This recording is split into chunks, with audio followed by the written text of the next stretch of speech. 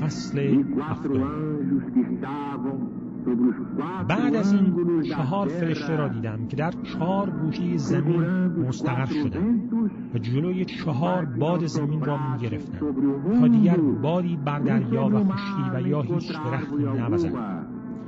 فرشته دیگری را دیدم که از مشرق برمیخاست و مهر خدای زنده را در دست داشت و با صدای بلند با آن 4 فرشته که قدرت یافته بودند به خشکی و دریا آسیب رسانند گفت: تا آن زمان که ما مهر خدایمان را بر پیشانی بندگانش نگذاریم به دریا و یا خشکی و یا درختان آسیبی نرسانند.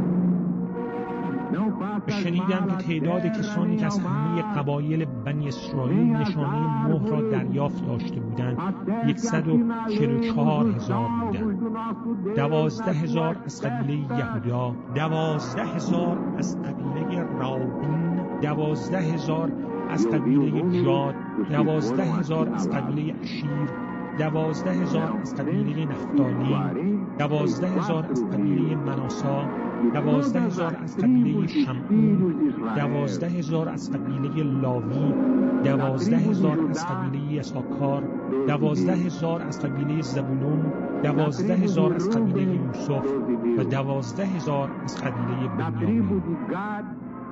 بعد از این نگاه کردم و گروه کسی را دیدم که به شمار نمی آمد. از همه ملل و همه قبایل و امتها و زبانها در جلوی تخت و در مقابل بره ایستاده بودند. آنها لباس سفیدی به تن داشتند و شاخه نخل در دستشان بود و با هم فریاد می‌زدند: نجات ما از جانب خدایی است که بر تخت می‌نشیند و از جانب بره است. و همه فرشتگانی که در پیرامون تخت بودند همراه با پیران و آن 4 حیوان در جلوی تخت چهره بر زمین نهاده و خدا را عبادت کردند.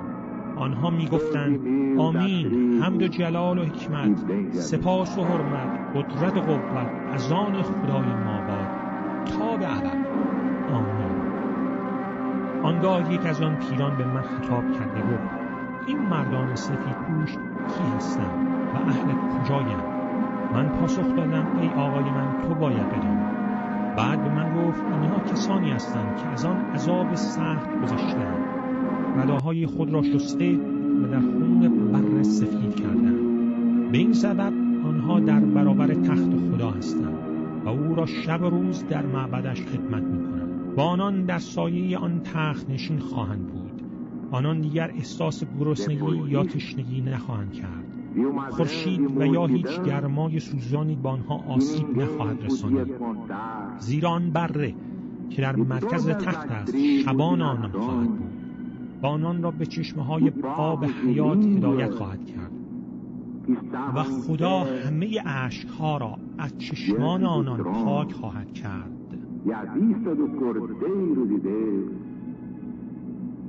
cobertos de vestes brancas e com palmas nas suas mãos,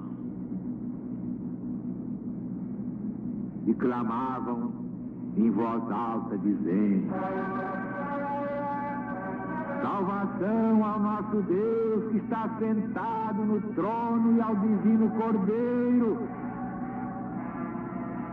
E todos os anjos estavam em pé ao derredor do trono e dos anciãos e dos 4 animais, e se prostraram diante do trono sobre o seu rosto e adoravam o Senhor Deus, dizendo: Amém.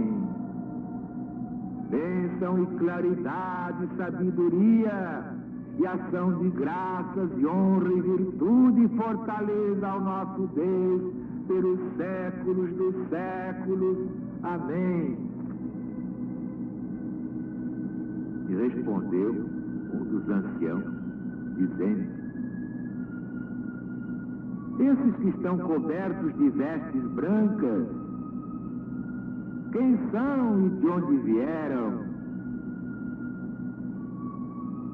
E eu lhe respondi: meu senhor, tu sabes.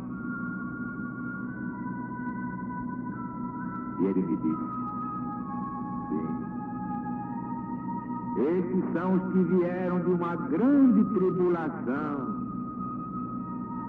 e lavaram as suas roupas e as embranqueceram no sangue de Cristo Jesus. Por isso estão diante do trono de Deus e o servem de dia e de noite no seu templo. E o que está sentado no trono habitará sobre eles. Não terão fome nem sede, nunca jamais, nem cairá sobre eles o sol, nem ardor algum.